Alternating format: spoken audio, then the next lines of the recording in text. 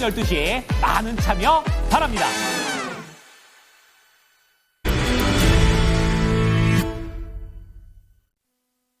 체크인스탁입니다. 두 분과 함께 준비해보죠. 토마토 투자클럽 김민우 전문가, 알파경제 김종혜 이사입니다. 안녕하세요. 안녕하십니까. 예. 오늘의 이슈 다뤄보겠습니다. 많이 기다리셨죠? 원래는 현재 시간으로 21일쯤 할 줄 알았는데 22일에 표결이 됐고 통과가 됐습니다. 트럼프 감세안 하원 통과 소식이 전해졌습니다. 여기에서는 미국 내에서는 감세를 해주는 그 내용에 관심이 좀 쏠리겠지만 국내에서는 IRA 이 부분이 어떻게 될 것인가 여기에 상당히 포커스가 맞춰지고 있고 또 이미 어느 정도 또 한껏 이 신재생 쪽이라든지 2차 전지는 얼어붙어 있는 상황이기 때문에 또 재료 노출로 볼 수도 있고요. 김민우 전문가님 주요 내용들 좀 전해주실까요? 네, 이게 좀 어제 봤는데요. 아침에 새벽부터 정리를 했는데 정말 좀 궁금한 게 물론 태양광들이 잘 올라왔습니다만은 앞으로 그 지속성이나 정말 호재인가 좀 반문하게 되더라고요. 그 내용을 좀 정리를 해봐야 될 것 같은데 우리 시청자분들이 다 아시는 대로 사실상 핵심 골자는 감세안을 통과시켰다는 부분입니다. 이 부분에 이제 이름을 보니까 One Big Beautiful이라고 Beautiful Bill이라고 이제 영어로 그렇게 돼 있는데요. 골자는 이제 청정 에너지 그 세금 공제 축소하는 것과 조기 종료 내용이 같이 들어가 있고요. 그다음에 이제 법인 감세죠, 여러분들. 세제 법안에서 개인과 법인의 최고 세율들 낮춰주겠다는 겁니다. 우리가 미국 세율 관심 있습니까? 낮춰주든가 말든가인데 우리는 사실상 이러한 감세 정책들이 우리 국내 주식시장에 이것도 타격이 되는 거 아닌가? 이 부분이 사실 가장 핵심인 것 같아요. 그래서 저는 찾아본 게 감세안에 미국 세율은 미국에서 알아서 할 문제고 사실상 어제 미국의 친환경 종목들이 좀 안 좋았습니다. 근데 국내도 조금 전일 안 좋았죠, 분위기가. 근데 인식 자체가 좀 고점에 대한 차익 실현 아닌가.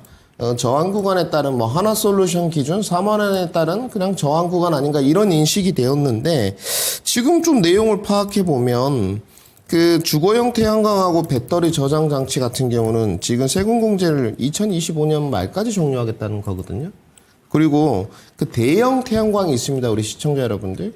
대형 태양광과 풍력이 있는데 여기는 이제 기존에 나와 있던 대로 28년까지 단계적으로 폐지하겠다는 내용까지 좀 확인을 했습니다. 결국은 앞으로의 시선인 것 같습니다. 우리가 트럼프의 감세안의 직접적인 부분을 다루는 것은 국내하고 전혀 상관이 없고요. 실질적으로 우리가 타격을 받을 수 있는 정말 수혜를 볼 수 있는 섹터와 기업들이 있었는데 여기에서 이 영향력이 낙수 효과로 좀 내려올 것이냐 이걸 봐야 될 것 같고 결국은 이제 두 가지로 딱 요약하면 팩트가 분리되는 것 같습니다. 그리고 시선도 달라지는 것 같아요. 첫 번째, 국내 재생 에너지 정책의 앞으로 향후에 어떻게 될 것이냐. 이 부분이 대선 후보들이 쏘아올린 공이 있거든요. 없다고 하면 거짓말이죠, 지금. 이재명 후보가 특히 이 부분에 관해서 강조를 많이 했기 때문에 여기로 좀 포커싱을 할 것이냐. 아니면 미국의 이제 세액공제 축소 소식이지 않습니까? 이 부분을 좀 악재로 바라볼 것이냐. 그리고 향후 CS 윈드나 이따 종목 이야기를 뒤에 좀 하겠습니다만은 풍력까지 같이 올라왔는데 하나솔루션과 OCI 홀딩스, 현대에너지솔루션이 장기적인 관점은 문제가 없지만 이 단기적인 관점으로 인해서 혹시나 주가가 크게 조정받는다면 하방 경직성은 어디일 것이냐까지 좀 우리가 살펴봐야 될 문제이지 않나 이렇게 좀 정리를 해야 될 것 같습니다. 그러면 이에 따른 투자 전략은 잠시 후에 좀 더 자세하게 들어보고요. 김 이사님은 이번 이 하원에서의 통과 어디에 포커스를 맞추셨어요?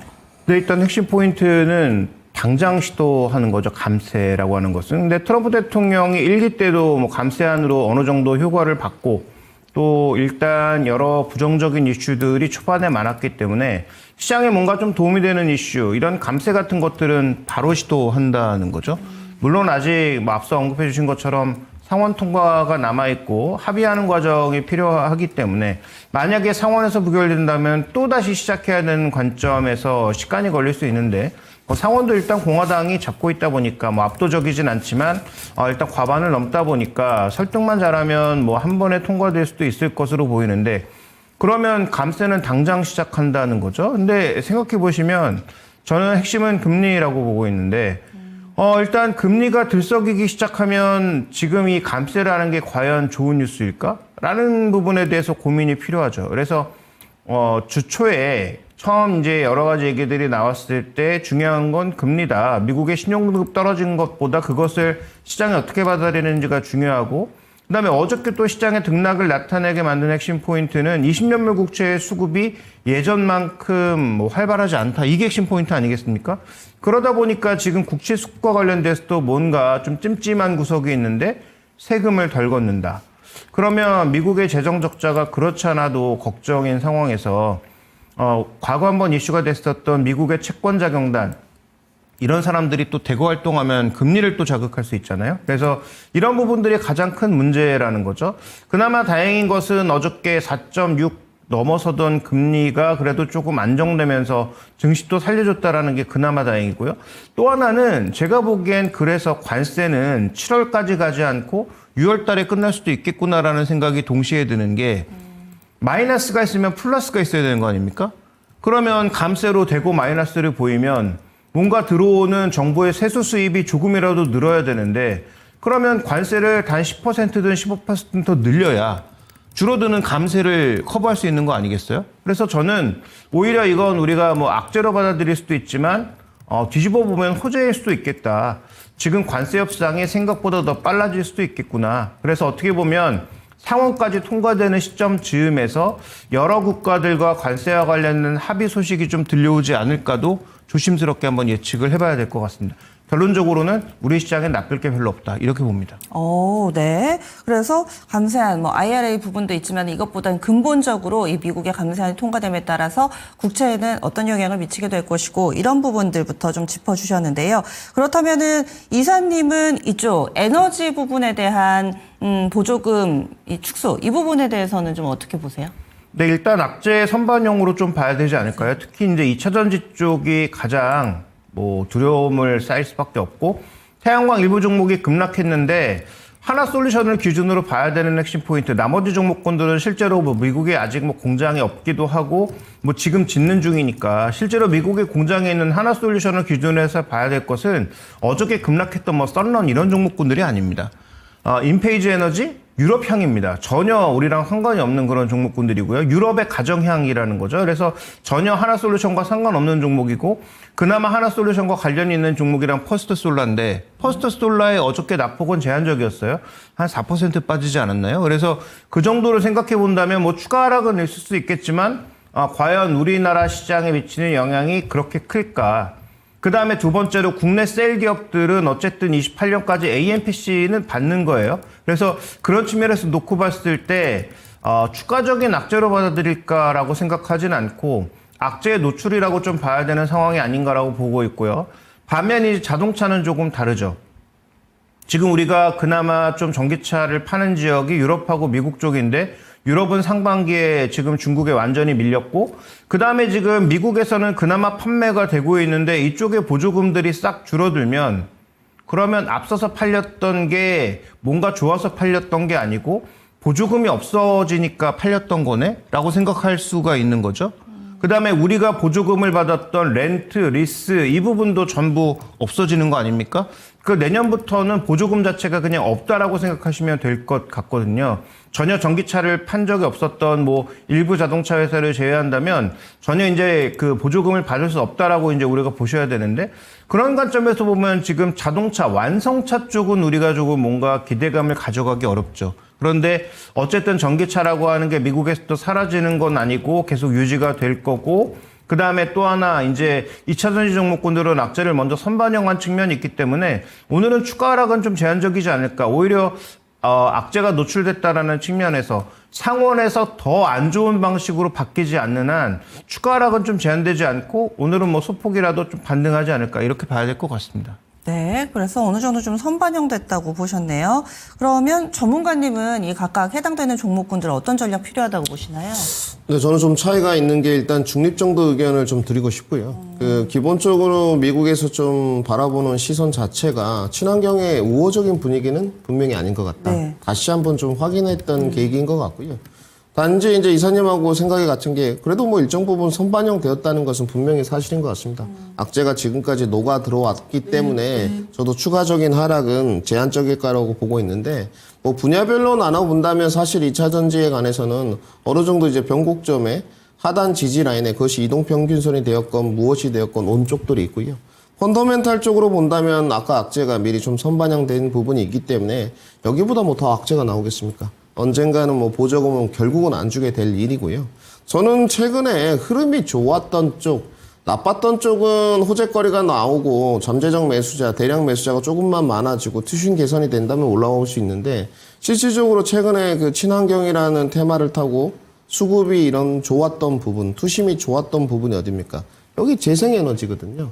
태양광이나 풍력을 바라보는 시선이 저는 좀 달라져야 된다고 보고 있고 정말로 우리나라 기업들이 미국에서 수혜를 보고 있는가?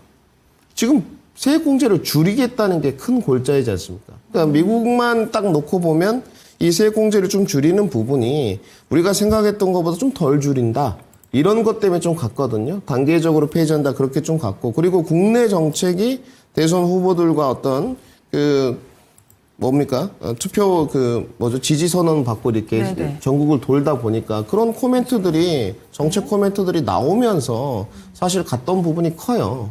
그러면 이제는 포커싱을 좀 해봐야 될 것 같은데 사실상 주가가 올라간 거는 두 가지 파트가 모두 다가 이익 모멘텀, 기대감으로 좀 작용했던 파트인 것 같습니다. 생각보다 그렇게 재생에너지 뭐 두들겨 패지 않네? 이런 쪽이었고 뭔가 지금 유력 후보가 다시 신재생 에너지 태양광 쪽들을 많이 이야기하네? 그러면 이제 공이 하나는 없어지고 하나는 남아있는 상태니까 여기에 대한 우리가 저울질도 좀 해봐야 될 것 같고요. 사실 어제 하나솔루션 차트 모습을 보시게 되면 어제 사실은 차익 실현을 넘어서 이거는 대량 매도 거래량이라고 볼 수밖에 없어요. 1,000만 주 가까이 매도 거래량이 쏟아져 나왔거든요. 이거는 조정으로 보기에는 사실상 너무 많죠? 그러면 다시 오늘 이만큼의 어떤 적어도 절반 이상의 매수 거래량이 동반되면서 어떤 그 음봉의 허리 정도 라인까지는 양봉 전환이 좀 돼야 되는 쪽이 있어요. 기술적으로도. 근데 저는 어려워 보입니다. 그러면 이 지금 이동평균선 기준은 21선 뭐 이런 거 중요하진 않는데 결국은 기술적 차트 리스트들도 있기 때문에 이러한 어떤 단기 지지 라인들이 무너지게 되면 오늘 매도 거래량은 더 쏟아질 수 있어요. 물론 다들 쫓아가지 않는 매매를 하셨을 거라고 좀 생각하고 있고 수익 실현을 잘했을 거라고 뭐 계속적으로 언급을 드렸기 때문에 보고 있는데 어제 35,000원이 무너짐으로써 다음 지지 라인은 3만 원 정도다. 이렇게 말씀을 드려야 될 것 같고요. 이 3만 원까지 좀 무너지게 되면 다이렉트로 아마 밑에 있었던 갭정 27,000원까지 테스트를 할 겁니다. 그러면 사실상 4750원까지 찍었던 주가가 너무 좀 빠르죠. 하방 낙폭이. 그렇기 때문에 이 악재들이 이제 뭐 재생에너지 쪽에도 좀 선반영 되어 갈 텐데 여기서 이제 조금 운칠기삼이 되려면 국내 정책들 이슈가 좀 나와줘야 되는데 지금은 나오기 어렵죠, 여러분들. 어찌됐건 후보들이에요. 그냥 후보들. 그렇기 때문에 이 재생에너지 쪽에서는 정말로 기술적으로도 확인하는 과정이 좀 필요하고 내가 투자 쪽을 할 때 국내 정책에 좀 맞출 것이냐, 미국 쪽에 좀 맞출 것이냐도 우리가 꼼꼼히 생각을 해봐야 된다. 이렇게 정리를 좀 해드리겠습니다. 네. 이번에 이 내용을 보니까 풍력이나 태양광 같은 경우 받으려면은 법안 제정하고 나서 60일 이내에 착공을 하고 그러니까 2028년 거의 한 3년 정도 남았는데 3년 내에 가동에 들어간다. 그러니까 결과적으로는 3년 내에 그걸 다 만들어야 된다. 발전소를 다 만들어야 된다라는 건데 얼핏 생각을 해도 뭔가 좀 설계하고 그리고 또 예산 잡고 하려면은 60일이면은 두 달이면은 사실 회사에서 무언가 시작하기에도 좀 빠듯한 시간이 아닌가 싶은데 이사님 이 태양광이나 풍력 발전소의 착공이 2달 만에 가능한가요? 보통 한 7, 8년 걸립니다. 다 만들고 하는데. 네, 왜냐하면 이게 파이낸싱부터 시작하는 거기 때문에 앞단에 이제 계획 세우고 뭐 동의 얻고 그다음에 파이낸싱하고 이런 기간까지 다 따지면 실제로 뭐 건설하는 기간은 뭐 한 2, 3년밖에 안 된다고 하더라도 앞단이 오래 걸리는 거죠. 특히 우리나라처럼 뭐 이렇게 지역 감정 같은 것들이 올라오기 시작하면 더 이제 뭐 오래 걸릴 수밖에 없고요. 뭐 미국 같은 경우에도 평균적으로는 5년에서 한 7년 정도 소요되는 것으로 알고 있는데, 그래서 말씀하셨던 그 2달이라고 하는 그 기간 자체는 너무 짧죠. 그러니까 이제 미리 공장을 만들고 생산하는 기업들 정도 내에서 우리가 관심을 멈춰야 되는 상황이고요. 그다음에 이제 가격 경쟁력을 충분히 이제 조금 가져갈 수 있는 그런 기업들 중심으로 봐야 되겠죠. 뭐 미국이 스스로 비싸게 사겠다고 했으니까, 뭐 싼 중국 거 안 쓰고 스스로 비싼 거 사겠다고 했으니까, 그러면 원재료도 뭐 결국은 우리나라나 그 동남아시아 우리나라 공장에서 공급되는 것들, 우리나라 기업들이 동남아에서 생산하는 것들, 뭐 이런 거 가져가지 않겠습니까? 그러니까 그런 차원에서 봤을 때 OCI 홀딩스는 계속 주목해 볼 필요가 있는 거죠. 왜냐하면 OCI의 폴리실리콘 공장이 말레이시아에서 꽤 생산해서 이게 이제 그 미국 쪽으로 가는 건데, 중국도 다 말레이시아에서 만들거나 미국 내에서 만드는 그런 기업들이 많거든요. 캐나다라든지. 근데 이런 기업들 때려잡겠다고 지금 하는 거잖아요. 그러니까 우리나라 기업들은 아마 그런 쪽에서 피해갈 수 있다면 OCI의 폴리실리콘도 제가 보기에 뭐 크게 충격을 받을 요소는 없는 것으로 보이고, 하나솔루션은 이미 지난 4분기부터 생산 준비를 끝내서 1분기부터 생산하고 있는 중입니다. 그래서 어쨌든 AMPC를 지속적으로 받을 수 있는 기업 정도에서 그쳐야 된다. 그래서 뭐 태양광 종목 오를 때 뭐 여러 종목군들이 같이 올랐고, 상대적으로도 중소형주들이 움직였지만, 미국 이슈와 관련돼서 연관이 있는 종목은 결국 2종목밖에 없다. OCI 홀딩스, 하나솔루션밖에 없고, 나머지 그 종목군들은 좀 전에 뭐 김민 전문가도 얘기해 주셨지만 결국 국내 정책에서 누가 대통령이 되고, 그 다음에 대통령이 된 이후에 정책을 뚝심 있게 끌고 갈 수 있는가, 이런 부분들을 좀 봐야 되지 않느냐, 좀 구분해서 봐야 될 것 같습니다. 예. 그리고 간밤 위증시에서 또 하나 인상적이었던 것이 신재생에너지, 청정에너지의 급락, 그리고 또 원전 관련된 종목군들의 급등이었습니다. 뉴스케일 파워가 대표적인데요. 지금 시간의 거래에서도 15%가량의 급등이 나오고 있습니다. SNS 통해서 전해지는 내용에 따르면은 현지 시간으로 금요일, 그러니까 오늘 밤이나 내일 새벽쯤 우리 시간으로는요, 이쯤에 트럼프 미국 대통령이 이 소형 원자력 관련해서 지원하는 방안 행정명령에 서명을 할 것이다라는 내용이 전해지고 있습니다. 그렇다면은 원전 요즘에 굉장히 좀 뜨거운데 미증시에서도 이런 반응, 우리 증시까지 옮겨붙을 수 있을 것인가? 아니면 이 역시도 선반영이 됐다고 봐야 될 것인가? 원전에 대해서 김민주 전문가님 시각 알려주세요. 돗자리 깔으셔야 될 것 같아요, 앵커님.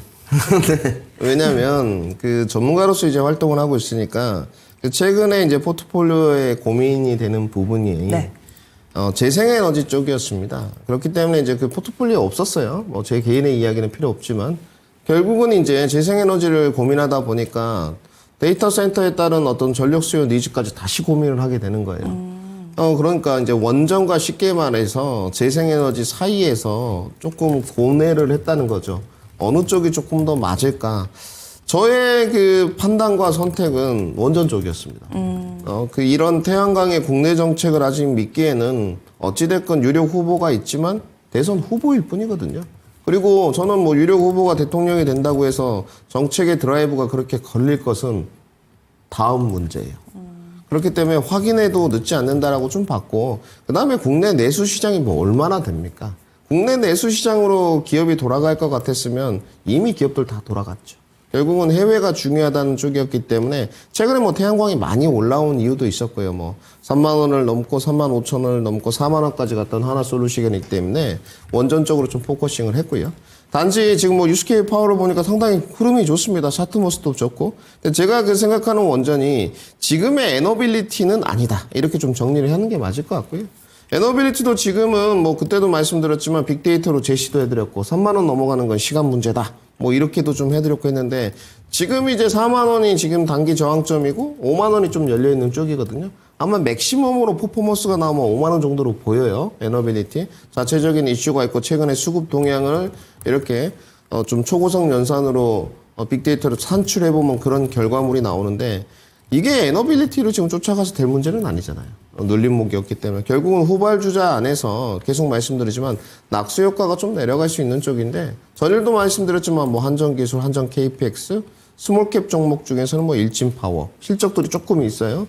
기술력 쪽에서는 이제 우리기술 그리고 우진엔텍 이런 스몰캡 종목들은 정말로 우리도 탈원전 정책을 전 글로벌 시장이 다 바꾸고 있어요. 뭐 프랑스, 스위스 다 바꾸거든요. 우리나라도 좀 바꾼다면 에너빌리티 밑에 있는 하도급 업체들 등등 대형 건설사 밑에 있는 또 하도급 업체들은 전반적으로 좀 훈풍을 보지 않겠느냐. 그리고 정말로 우리나라의 그 굵직한 기업들이 해외 수출, 원전 수출도 하게 된다면 또 부품 업체들은 수혜를 보겠죠. 그러니까 이런 쪽으로는 제가 봤을 때는 포트폴리오 하나 편제하는 것은 나쁘지 않은 전략인 것 같고요. 네. 여기에 분명히 에너지도 재생에너지가 들어가나 너무 정책 변수가 있다 보니까 지금 글로벌 시장이나 국내나 뚜렷한 변화가 있는 탈원전 정책 기조를 변화하는 이런 흐름이기 때문에 원전에 좀 한 표를 드리겠다 이렇게 정리하겠습니다. 네, 알겠습니다. 그래서 오늘 에너지 관련된 종목군들 이렇게 미국에서 들려온 소식에 따라서 변동성이 좀 커질 것으로 보입니다. 현명한 대응 전략에 도움이 되셨길 바라면서 두 번째 이슈 넘어가겠습니다. 두 번째도 역시나 미국에서 가져왔는데요. 미국 요즘 양자 관련된 종목군들이 어마어마합니다. 양자 컴퓨터가 이제는 메인인가, 제2의 엔비디아가 이 양자 쪽에서 나오는 거다, 뭐 제2의 팔란티어 이런 헤드라인을 달고 뭐 아이온큐 간밤에 30% 급등이었습니다. 그리고 D-웨이브 퀀텀 같은 경우는 올해 내내 꾸준히 오름세를 나타내서 사실 뭐 개장할 때 즈음에 움직이는 종목 테마로 양자를 몇 번 말씀드리긴 했지만 국내에서는 워낙에 좀 존재감이 작기는 합니다. 과연 이 양자 우리도 계속해서 주목을 해야 될 것인가? 이사님 먼저 좀 들어볼게요. 네, 일단 이게 뭐 기술적으로 완비가 되어 있는가? 그 다음에 지금 언급하신 종목은 정말로 양자 컴퓨팅에서 엔비디아가 될 수 있는가에 대해서는 저는 뭐 물음표가 100만 개가 아니라 한 뭐 1억만 개 정도는 달려 있는 것 같습니다. 그래서 뭐 이 종목은 다 아시는 것처럼 오를 때 3-4배 올랐다가 빠질 때도 뭐 이 반토막 이하로 빠지는 게 너무 쉬운 그런 종목군들이라서 저는 기본적으로는 아주 예전에 정말로 주가 아무도 안 볼 때 그때 확보하신 분들이 아니라면 지금 구간에서 이 종목을 리스크를 안고 사야 된다? 저는 뭐 전혀 그렇게 생각하지 않고요. 만약에 트레이딩 영역이라고 하더라도 전체 포트폴리오에서 5% 이상을 살 수 없는 그런 종목이다라고 봅니다. 만약에 정말 이런 종목군들이 정말 메인이 될 수 있다면 이 양자 컴퓨팅에서 엔비디아가 될 수 있다면 지금부터 한 10배 갈 거 아니에요? 그러면 뭐 지금 사더라도 한 5% 정도만 사도 내 자산의 50%가 새로 생기는 거예요. 그러니까 저는 리스크는 그 정도만 지면 된다라고 판단하고 있고요. 다 아시는 것처럼 양자 컴퓨터가 3가지 방향으로 개발이 되고 있지만 3가지 방향에서 의미 있는 효과가 나온 게 있다? 아직 아무것도 없죠. 구글의 칩이 나왔다? 나오면 뭐합니까? 쓸 수가 없는데. 결과치? 아직도 전혀 의미 없는 수치만 나오고 있거든요. 이것도 AI를 붙여서 뭐 수십 번, 뭐 수백 번 계속 돌려보면 언젠가 의미 있는 성과가 나오겠지만 뭐 전문가마다 5년 내에 온다, 뭐 10년 내에 온다, 뭐 오기 어렵다, 뭐 여러 가지 얘기가 나오고 있는 만큼 저는 핵심 포인트는 앞으로 이 산업이 뭐 될 산업임은 모두가 주목하고 있으니까 분명해 보이는데 여기에 목매달 필요 없고 여기에 많은 비중을 실을 필요가 없다는 거죠. 그다음에 뭐 미래기술이다? 미래기술은 맞지만 현재 지금 우리가 가장 주목할 만한 기술인지에 대해서도 좀 고민이 필요하지 않느냐. 또 하나 중요한 건 정말로 양자 컴퓨팅이 개발되는 순간 가상자산을 포함한 소위 보안과 관련된 여러 가지 것들과 모두 충돌하거든요. 그건 어떻게 해결할 것인가에 대한 문제도 전혀 지금 논의된 바가 없죠. 그래서 뭐 트레이딩 관점에서는 뭐 관심이 있으신 분들이 있을 수 있으나 저는 비중을 많이 실을 필요 없고 현재 언급되는 종목이 메인이 될지도 솔직히 잘 모르겠다. 마이크로소프트와 구글이 그렇게 우습게 보이는지도 저는 잘 모르겠다. 이렇게 말씀드리겠습니다. 네. 그럼 전문가님은 어떠세요? 양자 컴퓨팅이 미국에서는 자리 잡을 수 있다고 보고 있습니다. 양자 컴퓨팅 같은 경우는 비트와는 다리가 좀 다르거든요. 비트는 기본적으로 나와 있는 0과 1로 되어 있는 건데, 그 양자 컴퓨팅은 0과 1의 중첩 요소로 만들고 있고, 우리가 지금 생각하는 HBM이 필요가 없어요. 완전 다른 영역입니다. 저도 뭐 조금 논문을 더 읽고 연구를 해봐야 되겠지만, 그런데 이제 미국에서는 가능하다고 보여져요. 실질적으로 관련된 기술력들이 조금은 뭐 시초 부분이긴 하지만 조금 시작은 되었고, 뭐 어찌됐건 AI의 초고속 연산은 앞으로도 지속될 부분인데, 사실 양자 컴퓨팅이 빨리 오게 되면 여러분들 HBM의 장악력도 반도체들이 변화하게 됩니다. 비트 단위가 아니라고 말씀드렸기 때문에 0과 1의 중첩 요소 큐피트 단위라고 말씀드리면 될 것 같거든요. 다른 문제인데 주가 흐름 미국에서는 괜찮았어요. 그러니까 저도 결과는 이사님하고 좀 비슷해요. 아이온큐 모습을 보셔야 될 것 같은데 사실 보고 어제 너무 놀랬거든요. 그 지금 좌측에 여러분들 그 원형을 제가 좀 그려놨어요. 여기가 개파락했던 부분인데 여기를 상하 제한이 없다 보니까 하루 만에 다 도달하는 기염을 토했거든요. 어제 종가 마감 기준이 36.5%였습니다. 물론 100%씩 올라가는 미국의 종목도 있습니다만은 어찌됐건 뭐 CEO가 조금 우호적인 코멘트도 좀 해주고 이런 것들은 긍정적으로 보여져요. 그래서 미국 시장에는 좀 가능하다고 보여지고 성장 전략을 발표함으로써 그 투자자들의 관심이 있었기 때문에 누군가 사서 이런 결과물이 나왔지 않겠습니까? 아까 근데 제가 봤을 때 이사님 하신 말씀은 미국을 빗대어서 말하기보다는 국내인 것 같아요. 국내는 양자 컴퓨팅이라고 지금 일컫는 종목들의 변동성이 크지 않습니까? 그쵸. 뭐 뒤에 있다 빅데이터로 좀 중요하게 더 말씀을 드리겠습니다만은 네. 없습니다. 그래서 저도 이사님하고 이야기는 좀 같고요. 개인 주도 어떤 그 단기 수급과 테마의 장세 반복이다. 국내는 이렇게 좀 정리를 해드려야 될 것 같습니다. 네, 알겠습니다. 이렇게 해서 양자 컴퓨팅에 대한 이야기까지 다뤄봤습니다. 양자 관심 있으시면은 미증시에서 찾아보시는 게 조금 더 좋지 않을까 두 분의 의견이 모아졌는데요. 그럼 이어서 리포트 보겠습니다. 세 개의 리포트 준비되어 있습니다. 하나증권은요, 원자재 같은 세상 서로 다른 가격 원자재 쪽 리포트고요. 한국투자증권은 유통 섹터, 요즘 유통 왜 올라요? 제가 이 질문을 너무 하고 싶었거든요. 요즘 유통이 뭐 신세계 롯데쇼핑 어마어마합니다. 마지막으로는 삼성바이오로직스에 대한 대신증권의 시각입니다. 하나씩 알려주세요. 네, 유통은 간단합니다. 작년이 너무 안 좋았으니까 올해는 무조건 좋아진다라는 거고요. 그 다음에 여러 번 언급드렸지만 우리나라 기업들의 특성 뭡니까? 어려워지면 엄청난 구조조정을 통해서 사람들 자르고 비용 엄청나게 통제해서 이익을 좋게 만드는 그런 구조적 흐름으로 가고 있죠.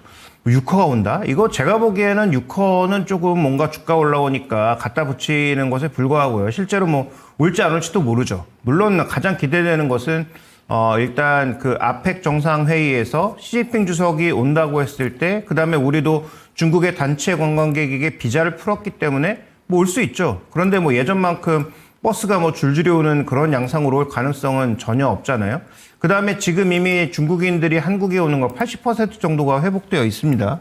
숫자 기준으로는 80%가 회복되어 있는데 예전의 숫자는 단체 관광객 숫자가 워낙 많아서 단체 관광객들이 휩쓸었던 면세점, 화장품, 카지노 이런 것들이 줄였지만 지금 오는 사람들은 가족 단위 혹은 뭐 젊은 사람 단위로 와서 자신들이 가고 싶은 곳 가니까 움직이는 종목군들이 좀 달라졌다라고 봐야 되겠죠. 그래서 단체 관광객들이 뭐 많이 올 가능성 뭐 열려있다라고 보지만 그것 때문에 오른다라기보다는 리포트에서도 언급하고 있는 것처럼 작년이 너무 바닥이어서 매출이 안 올랐는데도 이익이 대고 올라왔다는 거죠.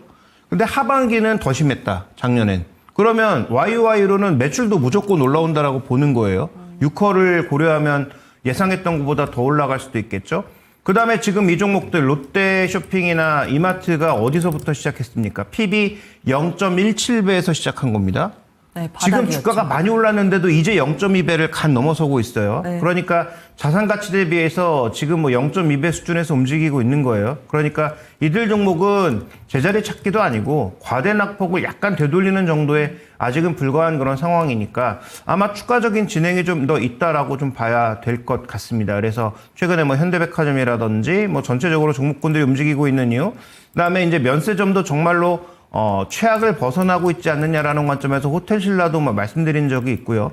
뭐 그런 관점에서 최근에 종목군들 흐름을 조금 접근해 봐야 된다라고 판단하고 있고, 그다음에 삼성바이오로직스는 리포트에서는 두 개를 분리해서 일단 에피스홀딩스와 바이오로직스 분리해서 반도체로 치면 뻔하잖아요. 하나는 이제 FMC, TSMC 같은 역할을 하는 것이고, 하나는 이제 개발하는, 소위 이제 팹리스 역할을 하는 것인데, 이 팹리스 쪽이 추가적으로 자금받아서 더 강하게, 뭔가 모멘텀을 보일 수 있지 않을까라는 기대감. 그러면서 오늘 여러 군데에서 리포트가 나왔는데, 여러 군데 리포트에서 모두 지금 지적하고 있는 것은 130만 원의 목표가예요. 그래서 과연 뭐 그 정도 영역까지 갈 수 있을지는 좀 지켜봐야 되겠지만, 제가 말씀드리고 싶은 핵심 포인트는 여의도에서 어저께 이 얘기 나오면서 그저께부터인가요? 얘기가 뭐 여러 가지 시나리오가 막 돌고 있지 않습니까? 결국 뭐 삼성바이오피스는 팔 것이다. 그 다음에 지금 뭐 삼성생명법이 민주당 정부에서 통과가 되면 그러면 생보법에 따라서 삼성생명이 갖고 있는 삼성전자 지분 팔아야 되니까 그걸로 뭐 교환할 것부터 시작해서 온갖 뭐 시나리오들이 마구마구 쏟아져 나오고 있단 말이죠. 그래서 우리가 관심 가져야 될 것은 삼성바이오로직스의 130만 원 목표가보다는 이 왜 했을까 도대체? 라는 부분과 지금 생보법 통과나 이런 법적인 요인들과는 또 어떤 연관이 있을까에 대해서도 가외적으로는 좀 같이 고민이 필요하지 않나 이렇게 좀 봐야 될 것 같습니다. 아, 네. 그래서 유통은 더 간다. 삼성 바이오로직스에 대한 고민 대신증권 레포트를 통해서 알아봤는데요. 원자재, 어떤 원자재 쪽을 비교를 해주는 레포트인가요? 네, 원자재는 지금 전체적으로 결론만 말씀드리면 뭐 별로 좋은 건 없다. 전체적으로 지금 다 원자재가 하락 사이클로 들어가고 있다라는 것인데 굳이 이제 순서를 따져보자면 귀금속, 곡물, 그 다음에 이제 산업용금속, 유가가 맨 아래다. 이렇게 좀 봐야 될 것 같습니다. 그래서 첫 번째 이제 준비된 그림 보시면 주요 원자재 가격의 추이를 나타낸 것이고 점선으로 나타난 건 전망이에요. 그 전망이 지금 제가 말씀드린 순서대로라는 거죠. 귀금속, 금 같은 것들은 더 올라갈 수 있고 나머지는 다 별 볼 일 없고 유가는 하향 안정화될 가능성이 높다라고 보고 있는 것인데 다음 이제 준비된 그림 보시면 저 전망이 나온 근거 중에서 뭐 두 가지만 살펴보자고요. 원자재를 왜 부정적으로 보느냐. 경제 성장률이 떨어질 경우에 원자재 가격의 변화율을 한번 우리가 이렇게 그래프로 만들어 봤더니 전체적으로 경기에 둔화되는 과정, 침체가 아니더라도 둔화되는 과정에서 원자재 가격이 전체적으로 하향 이탈하고 있다라는 거죠. 그다음에 이 석유 같은 경우에는 미국의 셰일은 생산량 기준으로는 피크아웃 할 가능성이 높지만 지금 예전처럼 오펙 플러스가 물량 조절을 할 것으로 보이지 않죠. 왜냐하면 트럼프 대통령과 지금 빈살만 왕세자가 서로 이제 뭐 포옹하면서 굉장히 사이좋게 지내고 있지 않습니까? 가장 많이 석유를 뿜어낼 수 있는 두 세력이 사이좋게 지내고 있는 상황에서 공급량을 뭐 대거 줄이면서 가격을 급락시킬 가능성도 없지만 급등시킬 가능성은 경기도 꺾이고 있는 구간에서 더더욱 없기 때문에 뭐 그런 관점에서 본다면 뭐 유가는 하향 안정화될 가능성이 높고 그래서 해당 리포트에서 2025년 하반기에 보고 있는 유가 밴드 전망은 $50에서 $70. 뭐 이것도 제가 보기엔 좀 너무 좀 무의미하지 않나 싶기는 한데 어쨌든 하향 안정화 된다라는 쪽으로 보고 있는 것으로 판단됩니다. 네. 마지막으로 귀금속은 왜 좋게 보고 있느냐? 여러 가지 불안감이 나서고 있다 보니까 일본도 불안하죠. 지금 미국도 채권이 금리가 계속 올라가면서 불안한 상황이다 보니까 다음에 이제 준비된 그림 보시면 이머징 마켓 중앙은행에서 뭘 하고 있느냐? 금 보유량을 계속 늘리고 있다는 거죠. 그래서 최근에 이제 금 가격이 많이 올랐고 이 정도면 다운 게 아닐까 생각을 하지만 어쨌든 가격과 상관없이 달러의 가치가 흔들리면 흔들릴수록 달러하고 엔을 합치면 전 세계 결제 통화에서 한 60%가 조금 안 되는 물량이에요. 엄청나게 큰 물량이라는 거죠. 근데 이 두 통화가 만약에 흔들린다면 결국은 이 금 뭔가 인플레이션을 방어할 수 있고 상대적으로 가치가 가장 안정적일 것으로 보이는 귀금속 쪽으로는 좀 더 물량이 들어올 수 있기 때문에 금에 대해서는 추가적인 상방향 혹은 여전히 좀 긍정적으로 바라봐야 되는 그런 안전자산이라고 바라보고 있는 것 같습니다. 예, 그래서 원자재 섹터 전반에 대한 이야기였고 또 귀금속 쪽 이쪽은 상대적으로 좀 더 괜찮다. 앞으로도 좀 갈만한 여력 이 부분들 다루고 있으니까요. 원자재 궁금하신 분들 레포트 한번 정독해 보시길 권하겠습니다. 그러면 김민준의 빅데이터 넘어가 보자. 오늘 이슈와 연장선에 있는 주제를 골라주셨어요. 양자 컴퓨팅, 양자암호, 접근, 구분, 필요. 여기서 좀 자세하게 소개를 해주실 것 같은데 어떤 부분 조금 더 얘기해 주실 만한 내용이 있으신가요? 네, 주제의 연관성이라고 보다는 완전 다르죠. 오늘 돌직구를 하나 좀 때려야 될 것 같고요. 네. 전체 경제 방송을 제가 조금 많이 스킵해서 돌려봤습니다. 유튜브로. 양자 암호하고 양자 컴퓨팅하고 구분이 전혀 안 돼 있는 것 같아요. 그렇죠. 저도 구분해보라고 하면은 그 종목이 그 종목. 저희가 이거는 예. 또 최초입니다. 분명히 말씀드리는데 뭐 지식을 뽐내고자 하는 게 아니고요. 이거는 팩트 체크죠. 아까 이사님이 말씀하신 것도 이런 부류의 일환이에요. 국내 양자 컴퓨팅은 AI 연산을 가속화하는 게 양자 컴퓨팅입니다. 양자 암호는 전혀 결이 틀려요. 그러면 앞으로 우리가 좀 봐야 될 것 같은데 그 양자 컴퓨팅과 양자 암호 국내에서 그 부각되는 주식들 자체를 보게 되면 뭐 약간 좀 단기 수급 이런 것들의 그 뭐 수급 유입에 따라서 등락 과정이 좀 잦다 이렇게 좀 봐야 될 것 같고요. 그 다음에 두 번째로는 미국은 제가 이렇게 여러분들 이야기하겠습니다. 양자 컴퓨팅, 우리는 양자 암호. 미국은 공격, 우리는 방어. 그러니까 양자 컴퓨팅이 되게 되면 정보 보안 분야가 좀 취약해지지 않겠습니까? 해킹이라든지 쉽게 말씀드려서 지금 기존에 있던 체제를 양자 컴퓨팅을 도입하게 되면 금방 해킹이 돼요. 결국은 거기에 걸맞는 방어 전략이 있지 않겠습니까? 그게 양자 암호. 이렇게 보시면 될 것 같고, 그 다음에 이제 우리나라 자체에 이 양자 암호입니다. 양자 암호도 기술력은 있습니다. 양자 암호는. 그런데 대부분이 B2G. B2G는 뭐냐? 정부 납품입니다. 내지는 B2B. 기업 간 거래. 이렇게만 돼 있어요. B2C 자체가 없죠. 양자 암호를 누가 B2C를 씁니까? 생각해 보십시오. 여러분들 휴대폰에 양자 암호가 돼 있나요? 아무리 SK텔레콤 사태, 유심 사태가 있었다고 하지만 내 휴대폰은 양자 암호로 돼 있다. 이런 건 없죠, 사실상. 그러니까 거의 다 B2G나 B2B일 뿐이다. 그러면 정리를 좀 해드리겠습니다. 시간이 좀 제한적이긴 한데 양자 컴퓨팅은 앞으로도 뭐 되긴 될 겁니다. 근데 아주 지금 초기 단계고 미국에서만 좀 화두되는 거고 그 몇몇 기업들 미국에서 시가총액에 뻥튀기는 이루 말할 수 없을 정도고요. 뭐 그 정도 정리하면 될 것 같고 그래도 뭐 기술력은 조금 있다 정도. 우리는 보안 분야, 암호 해독 내지는 방어 쪽의 양자 암호다. 그 양자 암호 통신의 정의를 제가 좀 조사를 해봤는데 양자 상태를 이용한 절대 해킹 불가능한 암호화 방식입니다. 결국은 AI 시대가 좀 도래하다 보니까 여기 앞으로 정보보안 분야에 관해서는 사실상 성장주예요. 성장주 틈바구니가 좁아서 그렇지. 그런데 이게 너무 와전돼서 양자 암호와 양자 컴퓨팅을 같이 묶어서 몇몇 전문가들이 이야기를 하더라고요. 전혀 다른 결이고요. 그러면 우리의 양자 암호화 기업은 있느냐? 있습니다. 기술력도 있고요. SK텔레콤이 갖고 있고요. 이 SK텔레콤이 뭐 중요하기도 하지만 최근에 SK텔레콤이 인수한 IDQ라는 회사가 있습니다. 스위스 회사고요. 여기가 여러분 이 분야의 전 세계 1위입니다. 그러니까 제가 봤을 때는 SK텔레콤이 여기를 좀 빨리 인수했다면 이 유심 사태도 없었을 것 같거든요. 좀 늦었어요.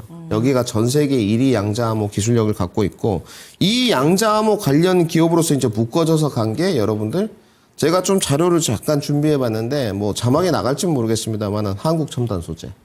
한국첨단소재가 그 SK텔레콤이 인수한 IDQ에 납품하고 있거든요. 아, 그래서 묶여요? 네, 직접적인 연관이 있죠. 양자 암호입니다, 전부.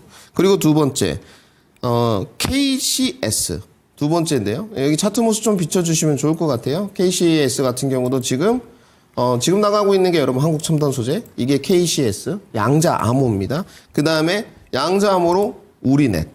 여기도 양자 암호입니다. 주가는 다 갔었어요. 근데 갈 때 보면 양자 컴퓨팅이랑 묶여서 갔거든요. 그러니까 이 구분을 좀 지어야 된다니까. 그 다음에 라온 시큐어. 여기도 지금 양자 암호 관련 기업입니다. 그 다음에 마지막에 솔리드. 여기는 뭘 하고 있느냐? SK텔레콤하고 협력해서 양자 보안 전송 장비 공동 개발 경험이 있습니다. 그리고 네. 지금 5G 양자 암호를 하고 있고. 그래서 시간이 얼마 없기 때문에 우리 시청자분들이 양자 컴퓨팅과 양자 암호를 좀 구분 지어야 되고 모멘텀으로 묶여서 가지 말라는 게 아니고 무슨 종목이든 주가가 많이 가서 시청자분들 돈을 버시면 좋죠. 그래도 무엇인지 접근 내용은 알고 해야 되지 않겠습니까? 양자 암호를 사면서 이거 양자 컴퓨팅이야 이럴 수는 없잖아요. 대신 양자 컴퓨팅이 앞으로도 대세군으로 활발해지게 되면 양자 암호화는 더더욱 도드라지게 발전될 수밖에 없고 정보보안 분야에 이런 AI 발전과 맞춘 어떤 균형추 전략들은 앞으로도 필요할 것 같거든요. 그래서 정보보안 분야에서 관심이 있으신 분들은 뭐 양자 컴퓨팅 갈 때 주가가 갈지 안 갈지 모르겠습니다만 네. 트레이딩 관점으로 좀 보시자 이렇게 정리해 드리겠습니다. 예, 알겠습니다. 이렇게 빅데이터까지 알아봤습니다.